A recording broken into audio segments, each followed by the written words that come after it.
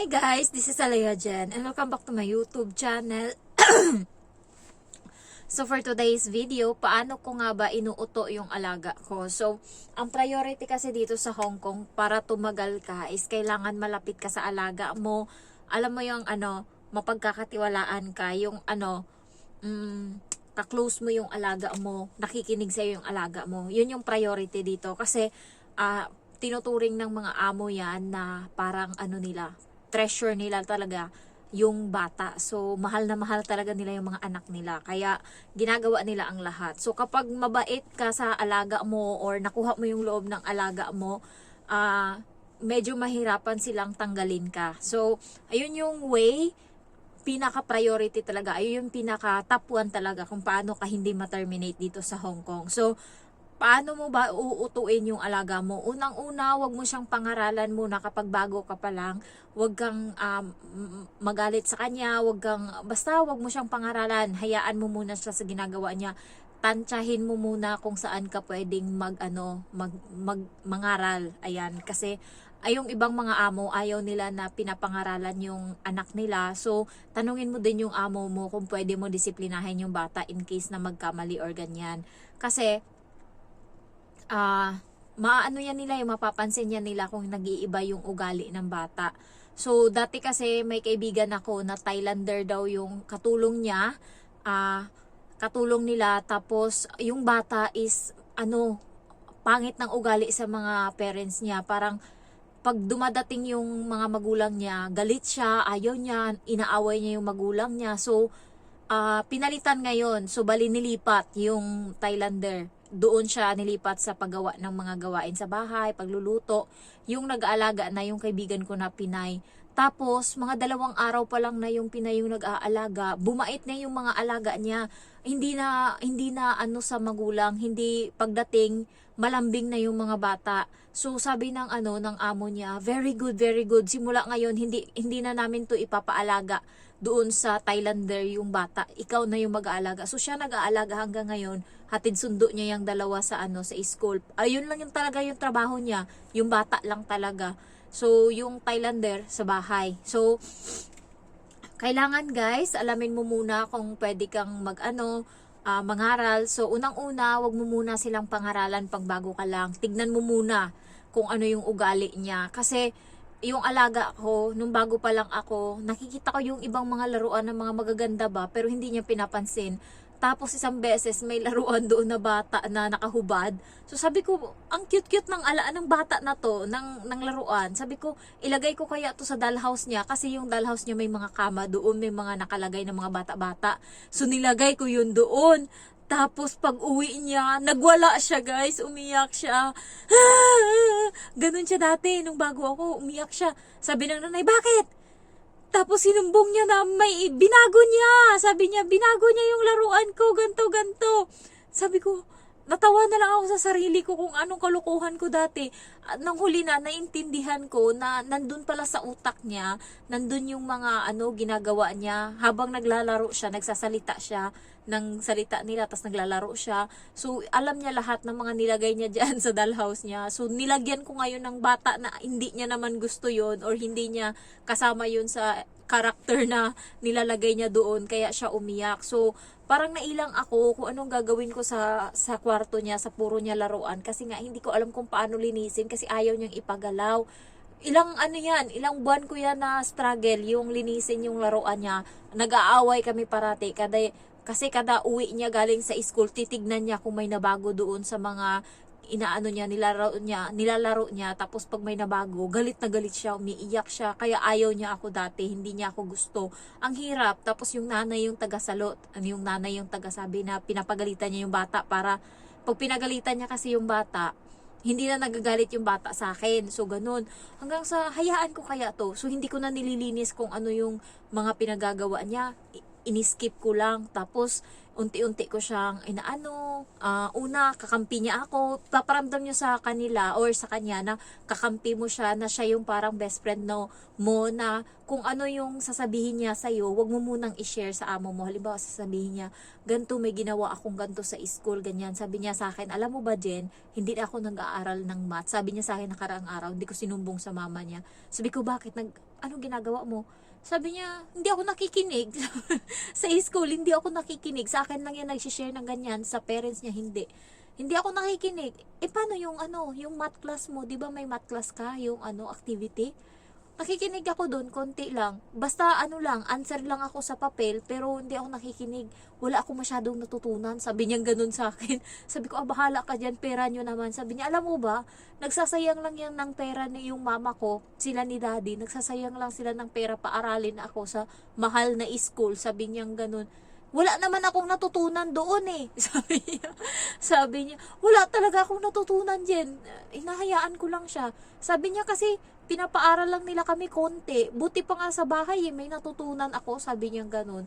Alam nyo, nahayaan ko lang siya. Hindi ko sinabi sa amo ko. Hayaan kong yung amo ko yung mag-discover niyan. So, yung mga secret niya, sa akin niya yan sinasabi. So, pagkatapos nun, doon ko na siya unti-unting dinidisiplina. Sabi ko sa kanya, masama, ano yan, gusto mo ba maging bad? Sabi ko, gusto mo ba yung pagsagot sa magulang mo, lang yan ng argument, humahaba lang. Kasi mali mo naman talaga, ginaganyan, pag naglalakad kami sa daan, mali mo naman talaga, tapos magre-reason out ka pa, alam mo na nga na mali mo.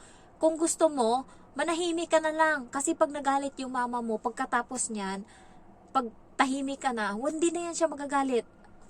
Mawawala na yung galit, hindi ka na papagalitan. Alam mo, ginawa ng bata na karang araw, nandun sa blackboard, may blackboard kami dito sa bahay na sinusulat-sulatan niya. Dinrawing niya doon yung bata na cute. Tapos may pangalan naming dalawa, Emma and Jen.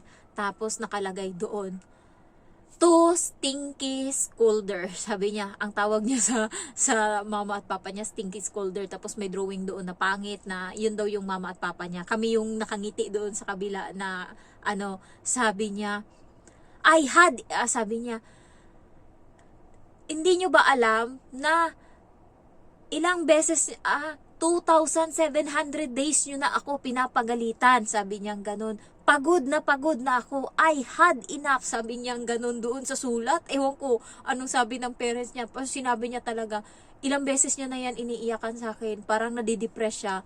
Hindi ko lang sinasabi sa magulang niya. Ako lang yung ako lang yung nakakaalam. Naiyak ako kasi naawa ako sa kanya. Naiiyak siya minsan pag naglalakad kami sa daan. Parang yung utak niya, naawa ako. Sabi niya, alam mo ba Jen, nakakapagod sila. Sabi niya, pinapagalitan nila ako parate. Sabi niya ganun, pinapagalitan nila ako. Hindi ako makasagot. Kahit gustuhin ko mang sumagot, hindi ako makasagot. Naiinis na ako. Sabi niya ganun.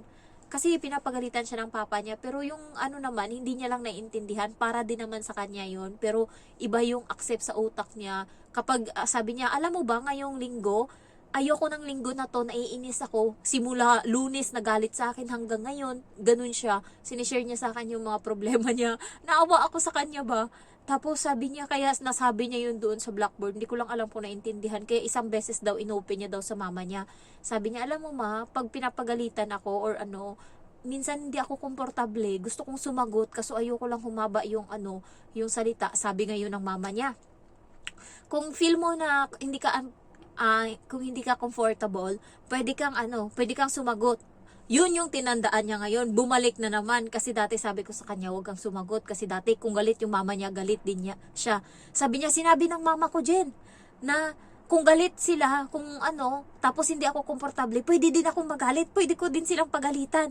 Sabi niya, gagawin ko yun Jen uli, gagawin ko yun. Sabi niya ganun, hahayaan ko lang siya, bahala na siya dyan sa buhay niya, paalis na din naman ako. Sabi ko, ikaw bahala kung gusto mong gawin uli. Kasi paalis na ako so hindi ko na yun itatama.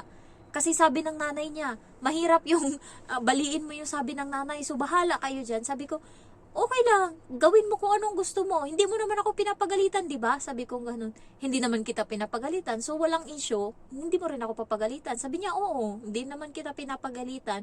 Pero sila, pag pinagalitan nila ako uli, lalaban na daw siya. Yun daw yung gagawin niya.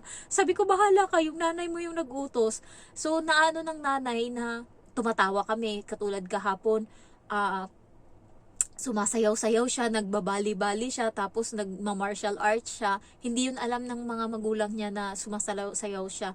Hindi alam ng magulang niya na marunong siyang sumayaw. Sa akin niya lang pinapakita. Tapos umikot siya. Ngayon natamaan niya yung isa niyang laruan. So sumigaw kaming dalawa, tas nagtawanan kami. Sakto pagbukas ng pinto, alam ko na naparating sila kasi tumunog yung yung elevator. Pero hindi nila binuksan agad. Nakinig muna sila kung ano ginagawa namin. Tas ako namamalansya ako ng time na yun. Sa harap ko yung bata, nagsasayaw-sayaw siya, gumaganon-ganon siya kasi sabi niya, gayahin niya daw yung sayaw ng Indian. Tas tumawa kaming dalawa. Tas sabi ng nanay pagdating, sabi niya, wow, ang saya-saya niyo ah. Tas biglang nagbago yung bata. Hindi na siya tumatawa, hindi na siya, tahimik na kaming dalawa pagkatapos. Tapos ayun nga, binigay ng amo ko yung regalo sa akin. So, alam nyo guys, anuhin nyo lang yung bata, ituring nyo lang na parang kapatid nyo, na parang nandyan kayo, sumbungan nila, ganyan, maging lang kayo sa kanila. Parati niya yung sinasabi, I love you Jen, I really really like you. Tapos minsan nahiya ako, kasi niyayakap niya ako tapos yung mama niya, pinapagalitan niya, ayaw niya, stop it, I don't like it, lumayo ka sa akin, ginaganyan niya yung nanay niya, tapos bigla siyang yayakap sa akin. So yung nanay nasasaktan. Isang beses nga yung nanay umalis dito sa bahay kasi nga hindi niya na makaya yung ugali ng bata kasi sinisigawan siya, pinapahiya siya sa madaming tao. Kaya nga ako yung nagpangaral sa bata ba para umayos. Tas ngayon binalik niya na naman, sinabihan niya na naman na pwede na naman daw magalit yung bata kung gusto ng bata. Bahala siya dyan, kay aalis na ako, magiging demonyo na ulit tong bata. So umiyak yan siya doon sa labas, tumawag siya sa mama niya, umiiyak siya kasi nga hindi niya nakaya yung ugali ng bata nung time na yun.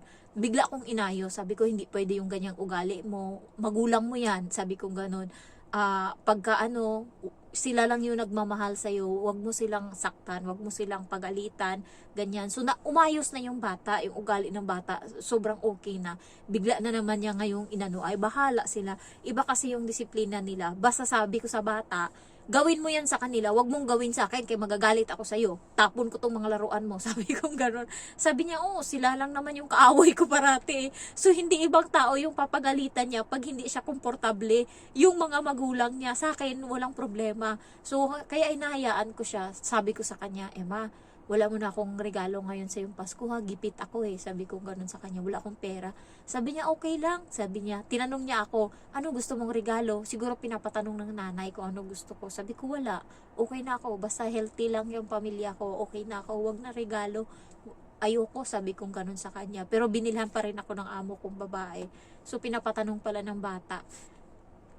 Ayun, so, yun lang guys, na-share ko lang sa inyo kung paano ko inano yung bata. Basta, binabasahan ko siya ng libro parate, basta kakampi niya ako parate, nilalaro ko siya, ganyan.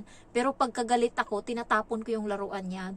Siya naman yung niyan, siya naman yung susuyo sa akin. Kasi may pagkamadaya to maduga yung bata pag naglalaro kami, tas biglang mandadaya siya. Ang ginagawa, ayoko na makipaglaro sa'yo, ganun talaga ako kahit sa harap ng CCTV. Tas tapon ko yung card ko, bahala ka dyan. Tapos hindi na. Basta pag nagmura ako ng salita, di puta, linte, gaganon ako. Alam niya na yan, galit ako. Ito na, sa'yo na yan. Gaganon siya sa akin. Ayoko na nga Nagsasalita ako ng Tagalog pag gagalit ako. Di puta, linte. Pag ganyan, nagmumura ako ng Bisaya. Tapos biglang tatahimik na yan siya. Lalo yung kapag naliligo siya, tapos binabasa niya yung damit niya. Tapos hindi ko nga pinapabasa kasi nga ayoko, bumabaho kasi yung damit niya kapag nababasa, pinipilit niya, minsan tinatapon niya yung damit niya doon sa may gripo. Nakita ko yung damit niya na isa, yung short tinapon niya doon sa gripo, kita ko yung damit niya na t-shirt, tapon ko din doon sa gripo, linte, di puta. Kinuha niya yung dalawa, kinuha niya agad, sinave niya agad na hindi mabasa kasi nga takot na siya sa akin. So kaya nga naano yung nanay, matatakot tong nanay pag wala na ako kasi hindi niya to makokontrol yung bata. Iba na ugali nito, hindi na nila to makokontrol. Ay bahala sila dyan. So, ayun lang guys, thank you for watching and sana may nakuha kayo na gawin nyo lang kaibigan yung alaga nyo. Gawin nyo silang magiging mabait din yan sa inyo. Patient lang talaga. Kaya dapat i-reverse mo rin, reverse psychology. Halimbawa, pag sinabi niya na babasain niya tong ganto, kasi kapag ayaw mo, mas lalo niyang gigigilan, mas lalo niyang gagawin. Ang gawin mo, sige, basain mo. Ayan, basain mo dyan. Tinutulak mo, sige, basain mo. Minsan tinutulak ko yung liko niya, sige, dali, ganun. Hindi niya na yung gagawin kasi nga, nakita niya na hindi ko nilalabanan. So, yun yung way ko. So, thank you guys for watching and I love you all. Bye-bye. Happy New Year!